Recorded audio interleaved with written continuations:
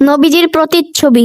একজন প্রথম সারির সাহাবী হযরত আব্দুল্লাহ ইবনে মাসউদ রাদিয়াল্লাহু আনহু। প্রিয় নবী সাল্লাল্লাহু আলাইহি ওয়াসাল্লাম তার প্রশংসা করতে গিয়ে বলেন, আমার উম্মতের যে বিষয়ে ইবনে মাসউদ খুশি, আমিও সেই বিষয়ে খুশি।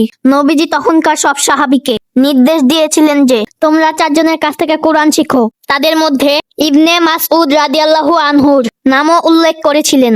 আব্দুল্লাহ ইবনে মাসউদের স্বভাব চরিত্র এতটা উন্নত ছিল যে নবীজির ইন্তিকালের পর সাহাবা একরাম দেখলেন ইবনে মাসউদ নবীজির উন্নত জীবন চরিত্র, তার আমল উঠা বসা, চাল চলনকে স্থান দিয়েছেন, মনের মণিকোঠায় আপন করে নিয়েছেন তাকে। কিন্তু যাদের নবীজিকে দেখার সৌভাগ্য হয়নি তাদেরও এই আকাঙ্ক্ষা ছিল যে নবীজির জীবনযাপন সম্পর্কে জানবেন, সুন্নাতকে শিখবেন, সেই অনুযায়ী জীবনকে সাজাবেন। তাদের একজন জনৈক সাহাবীকে জিজ্ঞেস করলেন, আমাকে আল্লাহর রাসূলের জীবনযাপন সম্পর্কে বলুন, তার উঠা বসা, চলাফেরা, কথাবার্তা, খাওয়া দাওয়া ইত্যাদি কেমন ছিল। তিনি উত্তরে বললেন, আব্দুল্লাহ ইবনে মাসউদকে চিনো? তিনি বললেন, জি। সাহাবী জবাব দিলেন, তাহলে এক কাজ করো, কিছুক্ষণ অপেক্ষা করো। ইবনে মাসউদ তার ঘর থেকে বের হলে তুমি তার অনুসরণ করবে এবং তার প্রতিটি কাজ মনোযোগ দিয়ে খেয়াল করবে। তিনি চলাফেরা, উঠা বসা, কথাবার্তা, নামাজ আদায়, মসজিদে প্রবেশ এবং বের হওয়া সহ সব কাজ কিভাবে সম্পূর্ণ করেন তুমি তাকে যেভাবে করতে দেখবে, হুবহু এটি আল্লাহর রাসূলের জীবন যাপনের নিয়ম ছিল।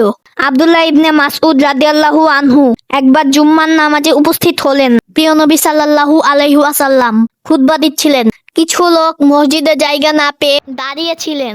নবীজি তাদেরকে লক্ষ্য করে বললেন, বসে পড়ো। ইবনে মাসউদ রাদিয়াল্লাহু আনহু তখনও মসজিদে প্রবেশ করতে পারেননি। দরজার বাইরে থেকে শুনলেন নবীজির বসে পড়ো কথাটি। তিনি সেখানেই বসে পড়লেন। তিনি এটা দেখতে গেলেন না যে জায়গা পরিষ্কার কিনা, বরং সঙ্গে সঙ্গে বসে পড়লেন। নবীজি তাকে দেখে ডাক দিলেন, ইবনে মাসউদ, ভিতরে এসে বসো। তখন তিনি ভিতরে গিয়ে বসলেন। তথ্যসূত্র: বুখারী শরীফ হাদিস 3762, মুসলিম শরীফ হাদিস 2464।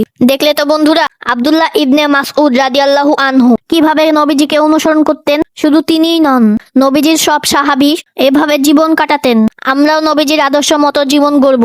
আল্লাহ তাআলা কুরআনে বলেছেন, তোমাদের জন্য আল্লাহর রাসূলের মধ্যে রয়েছে সবচেয়ে উত্তম আদর্শ।